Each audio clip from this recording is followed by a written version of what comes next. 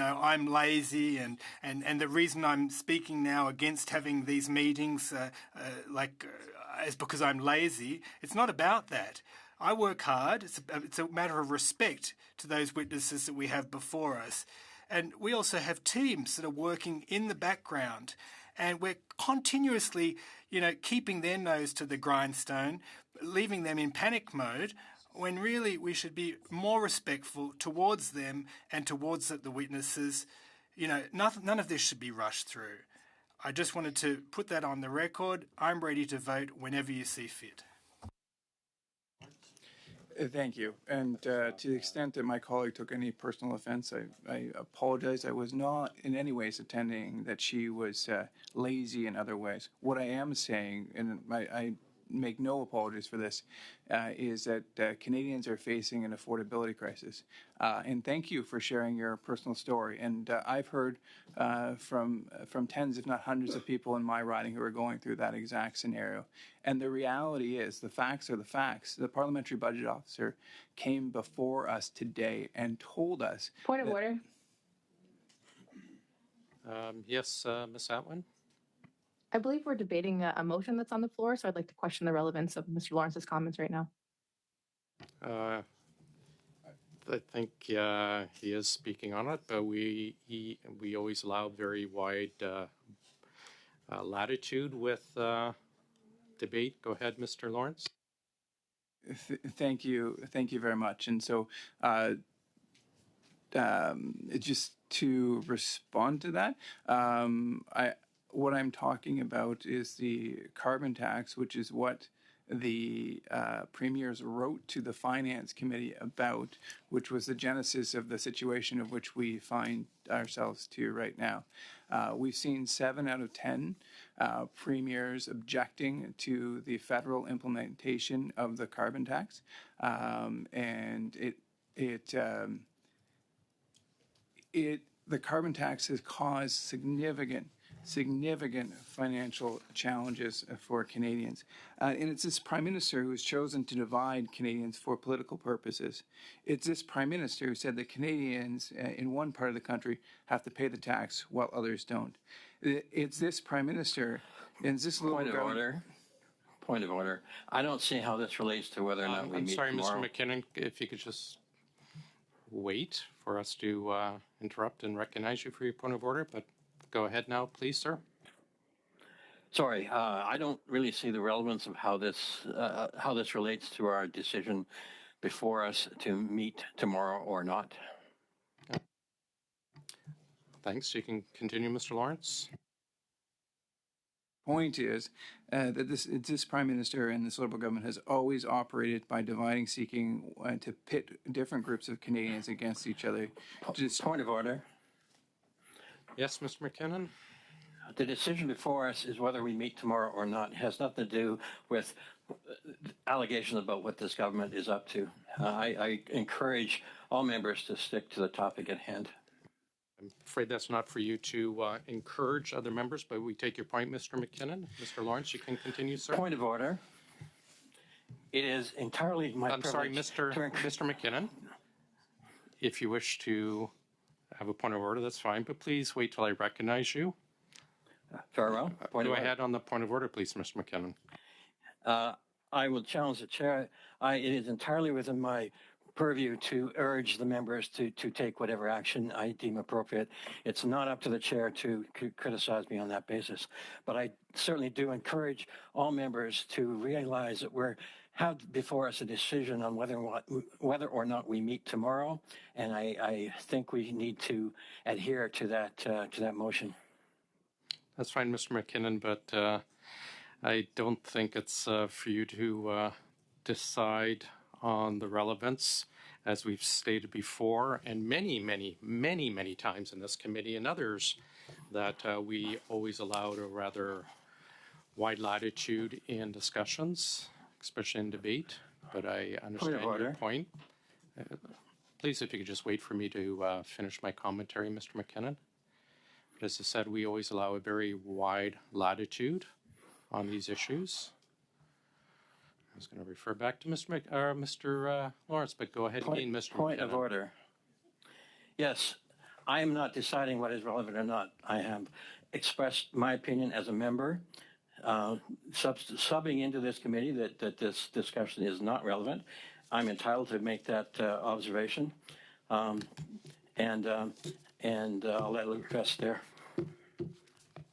Okay, then. Mr. Lawrence. Thank you very much. And so the point that I'm making, and I do appreciate my Liberal colleagues listening intently to my commentary, but I will sort of, for their sake, sort of, I guess, distill this down into the relevance. So as I said, I believe it was 4 premiers that I've seen media reports on have written to the Finance Committee to ask to talk about the impending increase in the carbon tax. Thus, the urgency is April 1st when it goes up by 20%, 23%, I should say. We've heard testimony today from the Parliamentary Budget Officer that it increases the cost of food, that on average, a family in Ontario, Alberta, everywhere the backstop applies are out money. In some cases, thousands of dollars. Right from his report from the PBO, the fiscal and economic net loss in Alberta for the average household is $911. In Saskatchewan, it's $525. In Manitoba, it's $502. In my province, the beautiful province of Ontario, it's $627. It's in Nova Scotia, it's $537. In Prince Edward Island, it's $550. In Newfoundland, Labrador, it's $377. We're at an affordability crisis. People are barely getting by, and I guarantee you that every one of the MPs on here has gotten emails, letters, or calls from distressed constituents that are finding it difficult to get by. And Mr. Chair, point of order. Just again, getting back to relevancy as tomorrow's meeting. I understand where Mr. Lawrence is coming from. He's not a regular member, so if it was so important for regular members of the Conservative Party to show up, they would have shown up. I believe it was Jack Layton who said, if you want a promotion, you got to show up to work. They didn't. I'm sorry. And Mr. Lawrence knows he's had tremendous respect for me. This meeting was called at the last minute. And I just want to inform the committee members of the consequences of, if we don't treat this motion today, the premiers will not be testifying tomorrow. There will be a motion to adjourn. You can feel the majority of the members are not on side with what happened. I'm just saying, out of respect for the witnesses that are supposed to show up, that nobody consented in this committee, this is what's going to happen tomorrow. So we ought to deal with this today out of respect. And then at some point, the committee, if they wish, they can pass a motion to have the premiers reappear at a point where all committee members are in favor. Merci. Thanks, Mr. Jordan. Continue, Mr. Lawrence. Thank you. Thank you. And as I was saying, is the carbon tax is a substantial and pressing issue. And the reality is we're not living in a vacuum. The carbon tax isn't a policy that's being proposed for a year or 2 years or 5 years down the lane. The carbon tax is hurting people right now, and it's set to increase by fully 23%. The premiers of our great country, 4 of them, have asked to speak to parliamentarians.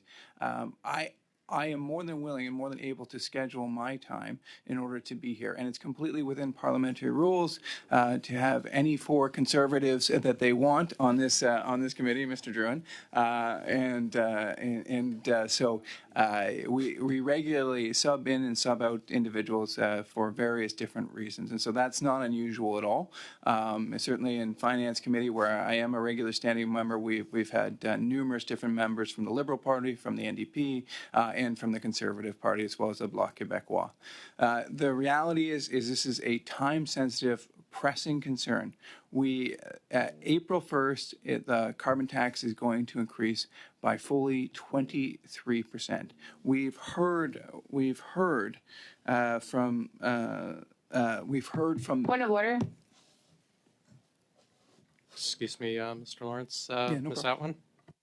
I would ask that this is quite repetitious. So if you could make a new point, perhaps, that would be helpful. Thank you. Thanks very much. Mr. Lawrence? Thank you, Ms. Atwin. And I do apologize. I probably did lose my train of thought through the numerous disruptions. But getting back to where I was, and so when we look at 2024, I went through the various net loss, the money coming out of Canadians' pockets when they can least afford it. In fact, GDP per capita since 2014 has not increased a dollar, not a penny, not a percent. In the United States, it's increased by nearly 50%. Canadians are getting poorer, and then this is a sucker punch at Point of order. Go ahead. Thank you, Mr. Chair. Once again, I fail to see the relevance of this to the question at hand. Also, I fail to see the relevance of having any premiers speak to us on estimates. It's a matter, it's totally out of their purview and totally out of the realm of legitimate action for the OGGO committee. Okay. I find it funny you're talking calling relevance on the motion and then refer to something else, but I appreciate that. Mr. Lawrence, we'll go back to you. Thank you very much. As I was saying, Canada is in Point of order. Wow. Go ahead, Mr. McKinnon. 2 words.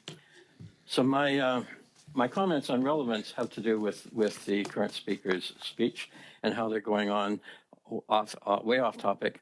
And the question before us is whether we should have a meeting tomorrow. And the matter being brought forward is that these premiers are going to speak to us about things that are not on the docket for the OGGO committee itself. It has nothing to do with estimates. Thank you, Mr. McKinnon. Mr. Lawrence, go ahead, sir.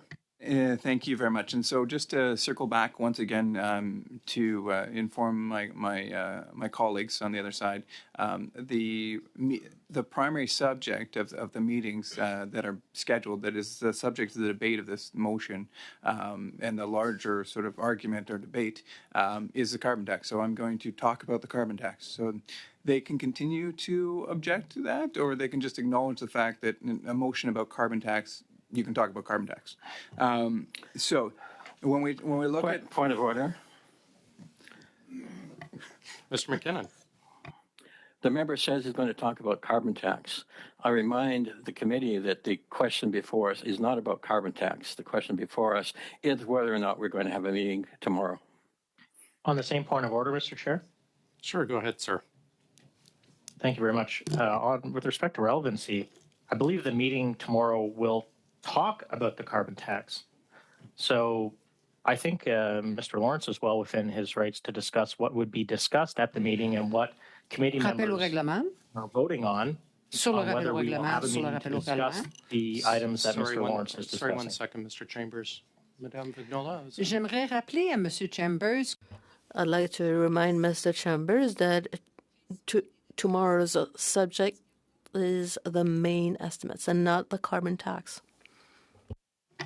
Continue, Mr. Chambers. Thank you very much to my block colleague. I appreciate that reminder. But as I recall in the main estimates, the government's revenues and disbursements under the carbon tax rebate regime are included in the main estimates. Thank you, Mr. McKinnon and Mr. Chambers. I think we're understanding what you're getting at. I appreciate it, Mr. Lawrence. But again, as I mentioned, we always allow very wide latitude when it comes to debates, especially on motions. Continue, Mr. Lawrence. Thank you, Mr. Chair. And just to sort of close the loop on that, hopefully, is the main estimates talk about the revenue in and out of the carbon tax. And actually, there's a large gap between the amount of rebates being paid out and the amount of money collected in billions of dollars. And so I think because the government does claim that the carbon tax is revenue neutral, and that's not what the main estimates show, I think it's more than relevant. And in fact, if there were billions of dollars missing elsewhere, I think we would want the committee to spend significant time studying where that lost billions of dollars went.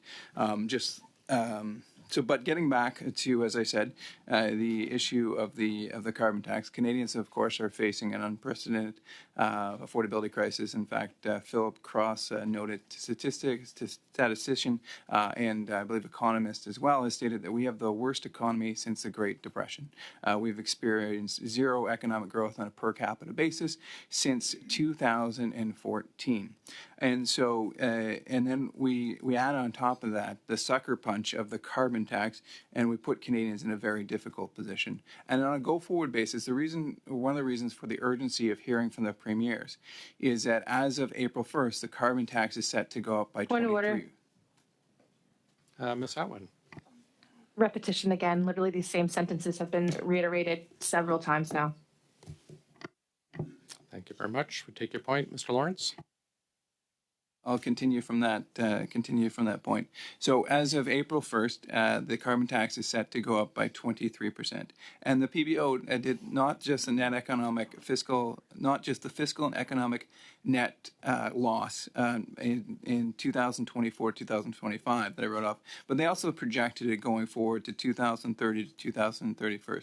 This is the train that we're trying to stop. And so in Alberta, the average household will lose $2,773. Order, Mr. Chair. I hope the honourable member knows that the OGGO committee does not have the I know we're power, pretty and I casual, hope he but reminds Albertans that the 13-cent premier is going to increase the tax Drouin, on please. Albertans. It's not a federal policy. It's Mr. an Alberta Drouin, policy. I will not recognize you again. Yeah, but I'm just Please, saying. Mr. Drouin, please allow me to. I know it's just. I just want to ask allow me Mr. Lawrence, how long does he have? How long does he have? Allow me to recognize you first on your point of order, sir, just so we can maintain, especially with those who are virtual, it's very difficult to maintain any sense of decorum. Go ahead, Mr. Lawrence. If you would indulge me, Mr. Chair, I actually didn't catch Mr. Drouin's question. I would honestly like to respond to it. If you would allow him to have the floor to answer the question, if that would be cool. Yeah, Just being cognizant of everybody's time, I'm just wondering if Mr. Lawrence is going to talk for 20 minutes, 30 minutes, 40 minutes, an hour, 2 hours, 3 hours, 4 hours, and just remind him again, we may not deal with this issue today, but we will deal with it tomorrow, and that will, just because you can sense the majority of the committee members where they're at. So I'm just saying, regardless of what you do, this will be the impact tomorrow. And before we continue, thanks, Mr. Drouin, and I realize that normally we do allow a lot more just back and forth, but just because it's split between in-person and virtual, it's just a bit more difficult. We'll just ask everyone, happy to recognize for a point of order, but let me recognize you for the floor first before you continue so that whoever is speaking at the time can be interrupted properly and can hear your point of order. Thanks very much. And so as I was saying, from 2030 to 2031, the PBO predicts the following will be the net financial impact. And keep in mind, this is a carbon tax that the government has said numerous times that it's revenue neutral, that Canadians get back more what they earn, and the PBO has exposed that as what it is. And I'm just going to say it, it's a lie. And so the Point of order. Go ahead, Mr. McKinnon.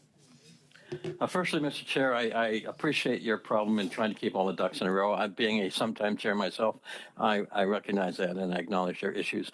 But I would take great exception to the member speaking of this policy as a lie that is completely unparliamentary and out of line. Thank you, Mr. McKinnon. I just urge everyone from all four sides of our table or our round of our circle here to be cognizant of their comments.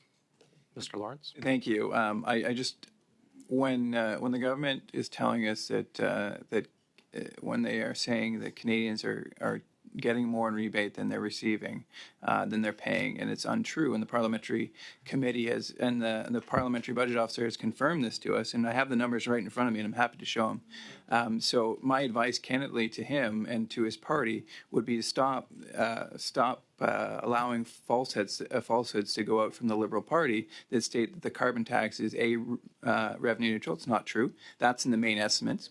B, that the Canadians are not worse off for the carbon tax. We heard testimony multiple times from the Parliamentary Budget Officer. And C, that they say that it's not inflationary. When we heard from the Government of Bank of Canada, fully a third of inflation, and we actually saw what happened in Saskatchewan, where we saw inflation drop precipitously with the non-collection of the on-home heating. So these three things are facts, they're undisputable. And so if you say otherwise, I'm sorry, that's a falsehood. That's not true. I was sent here by the members of Northumberland, Peterborough to speak the truth, and that's what I'm going to do. And so when we look at the net fiscal and economic impact in 2030, in Saskatchewan, it's $1,723 per household. In Manitoba, it's $1,490. In Ontario, it's $1,820. In Nova Scotia, it's $1,513. In Prince Edward Island, it's $1,521. In Newfoundland and Labrador, it's $1,317, or $16. My apologies there. So we can see that this is a real and pressing issue, and just to get people sort of fully understanding. Point of order, Mr. Chair. Point of order, Mr. Chair. Yeah, go ahead. Sorry, go ahead, Mr. Kuzmierczak, but just when we're done with the point of order, I'm going to suspend for a few moments so that our resources here can have a very quick break. Go ahead, Mr. Kuzmierczak. Point of order, Mr. Chair, and ahead, again, point of order, again, repetition. And Mr. Chair, I've said this before, you have an opportunity to rebuild your trust and your relationship with this committee. The longer that you allow this circus to continue, this farce to continue, the more damage you do to the relationship between yourself and the members of this committee. And I want you to consider that. And I ask you to please, again, put an end to this circus and to this farce, and let's get this committee back on track. Thanks. I hear what you're saying, Mr. Kuzmierczak. I disagree with your choice of wording, but I hear you loud and clear. I will return to our colleague, Mr. Lawrence, with that in mind, but we will suspend for about 3 or 4 minutes just so all the support staff and others can have a quick refresh. So we'll suspend for 4 minutes.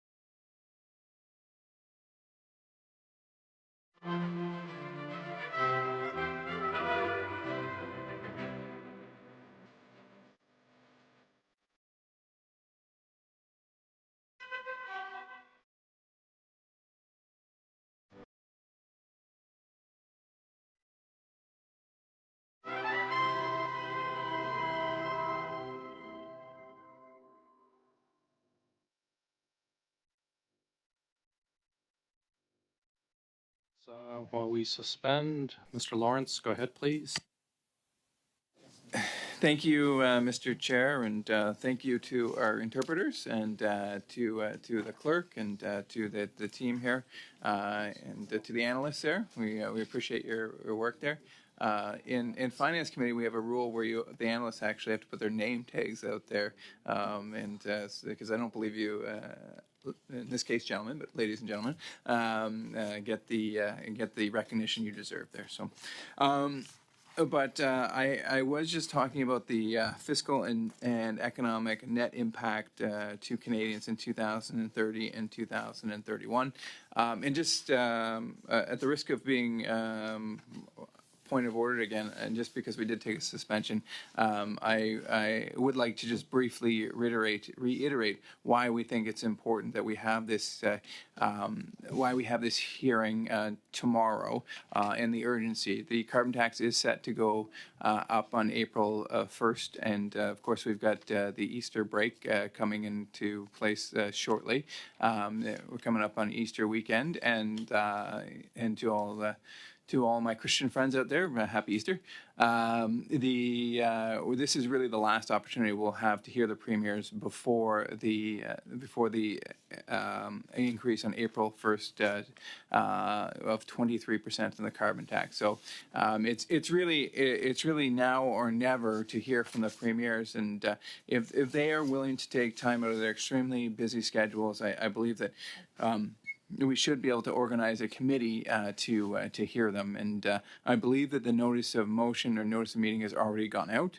I'm quite sure that out of the 160 odd Liberals we have in the House, that they could arrange 4 or 5 to appear tomorrow to hear this very important testimony. And what I think sometimes gets lost, because when we're in these rooms, we only see we see the parliamentarians, of course, our great analysts, our interpreters, and clerk, and our chair, and maybe a few folks from the media. But we're all here to represent hundreds of thousands, millions of Canadians. And I think more than the questioning of any particular right of privilege of an MP to ask various individual questions, I think it's clear that this is a subject that Canadians want to talk about. We have over 70% of Canadians who are against the carbon tax, and if we've got multiple premiers lined up who want to listen to us, I think we can certainly we can organize just to have one meeting to listen to them and get 10 or so members of Parliament to listen to them. And so because of the potential impact of the carbon tax. And so let me just put some context actually with respect to why this is so important. Is the carbon tax is in many ways a tipping point I see for the Canadian economy, because if all other lights were go for the economy, it might be a different matter. But we have warnings from across the political spectrum, from economists of all stripes, telling us that this economy is in severe peril. Whether it be the lack of capital investment, the OECD predicts that we'll be near the bottom. I think at the very bottom, actually, over the next 40 years with respect to capital investment, and capital investment along with innovation and our workers underpin the foundation of productivity. Productivity is, of course, measured as GDP per hour. Canada has been a laggard in this category, and has really sort of drifted downwards in the last 10 years. And in order to increase GDP per capita, I heard actually an economist on one of the political shows yesterday saying, citing 2 things we need to get done to include and increase that productivity. One is we need a reduction in taxation. It's squarely on the carbon tax. And the second thing is we need to attract foreign investment by making it easier for our projects to happen, to make it the ease of business for both big and small business to perform their wonderful work. And so the carbon tax hits both of these things because the carbon tax creates additional costs and uncertainty into the Canadian economy, while at the same time it's an additional level of taxation. The reality is that the driver of any nation's economy, any capitalist country, is the private sector, and it's and as the great Brian Mulroney showed, when you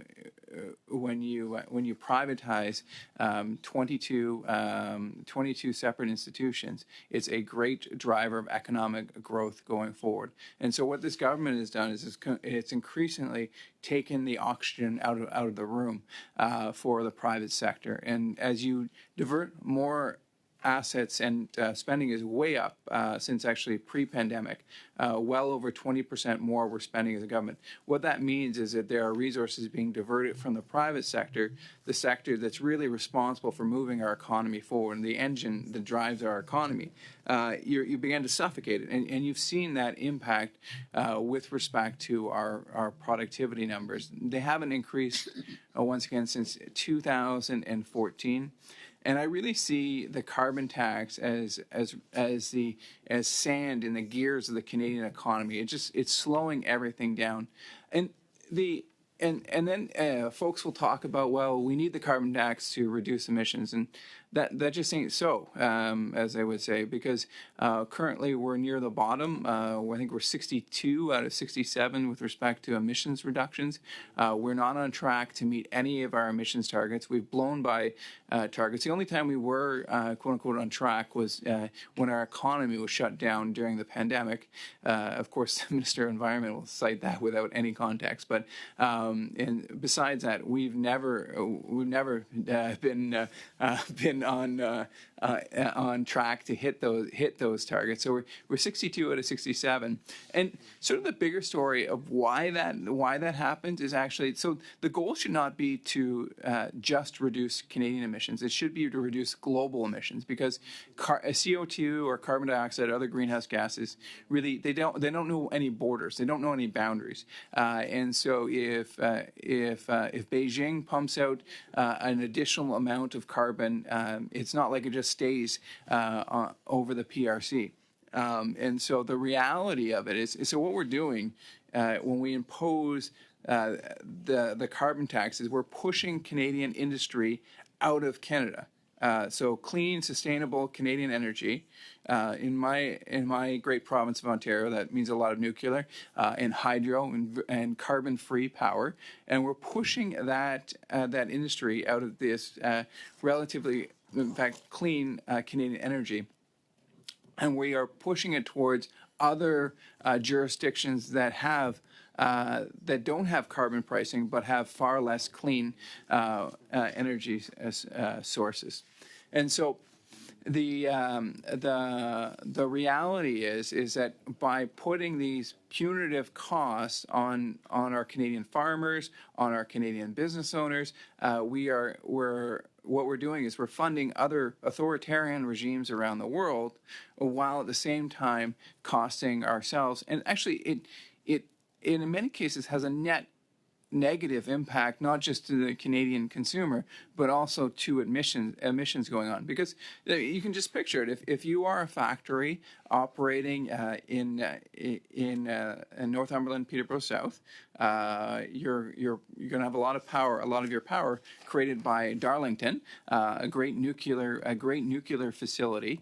And if in fact you can't make it there, and you say, well, it's less expensive to go to West Virginia or Guangdong province or someplace where there is not a carbon tax, or even Mexico. Mexico is a very small carbon tax, but very, very small. What happens is now you are, instead of having nuclear energy power this manufacturing, powering the economy, what... Point of order. Yes, Ms. Atwin. I'm sorry, Mr. Chair. I'm really trying to give my colleague the latitude that he seeks in this moment, but I'm hearing same tables being shared. I'm hearing the same sentences being shared. Now we're talking about other nations. This is not relevant at all. Thank you, Ms. Atwin. Mr. Lawrence, we always allow wide latitude.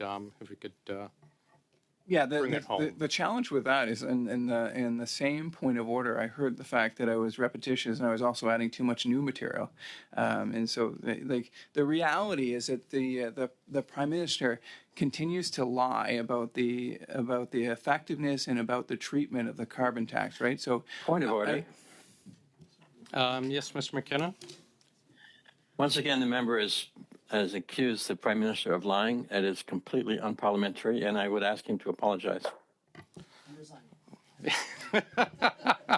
I have another unsolicited point of order asked for a resignation as well. But Mr. Lawrence? I mean, the truth is the truth, and the reality is the Prime Minister is lying. Point of order. It is completely unparliamentary. On that point of order? It is totally against the rules. What is We have not allowed another in the point of House order, is Mr. also not allowed in McKinnon. committee. Sorry, we had another point of order. The point of order is he's suggesting that it's non-parliamentary, but with all due respect, the Prime Minister is continuing to say that Canadians are better off because of the carbon tax. It's an outright lie, period. Yeah. Thank you. I think we were at Mr. McKinnon.